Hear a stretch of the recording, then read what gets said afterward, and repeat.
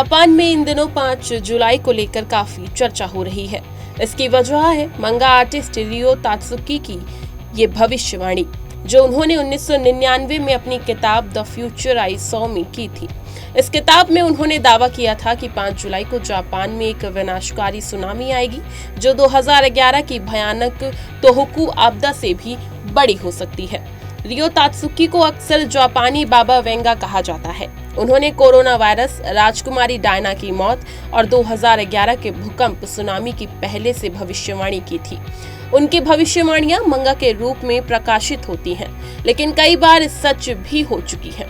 तात्सुकी ने बताया कि समुद्र में उबाल, तेज कंपन सुनामी के पहले के संकेत होंगे। यही वजह है कि जापान के दक्षिणी द्वीपों में भूकंपों की तेजी ने लोगों की चिंता और बढ़ा दी है। 5 जुलाई की सुनामी की भविष्यवाणी के बीच टोकारा द्वीप समूह के आकुसेकीजिमा द्वीप पर भूकंपों की बाढ़ आ चुकी है। आंकड़ों पर गौर करें तो 21 जून से 1 जुलाई 2025 तक 736 भूकंप आ चुके हैं। इनमें से 50 से ज्यादा भूकंप महसूस किए जा सकने वाले थे।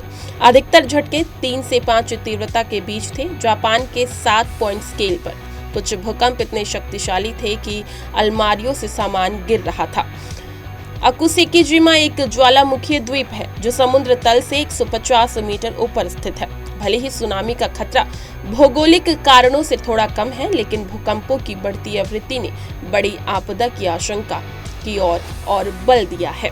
भविष्यवाणी के असर से लोग न सिर्फ चिंतित हैं, बल्कि अपनी यात्रा योजनाएं भी रद्द कर रहे हैं। फ्लाइट टिकट कैंसिल होने लगे हैं। लोग तटीय क्षेत्रों से अनावश्यक आवाजाही टाल रहे हैं। स्थानीय प्रशासन सतर्कता बनाए हुए है।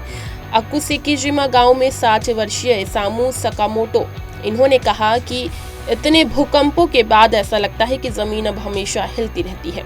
उनका डर जायज है, क्योंकि अगर लगातार भूकंपों ने इमारती की संरचना को कमजोर कर दिया तो एक बड़ा झटका भारी नुकसान पहुंचा सकता है।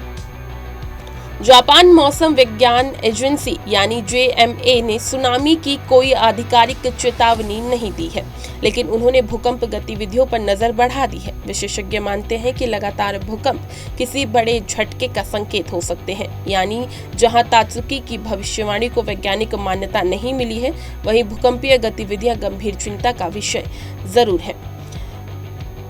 इस खबर पर आपकी क्या प्रतिक्रिया है, हमें कमेंट सेक्शन में जरूर बताएं और इसी तरह की तमाम खबरों को जानने के लिए बने रहिए हमारे साथ और देखते रहिए पंजाब केसरी दिल्ली।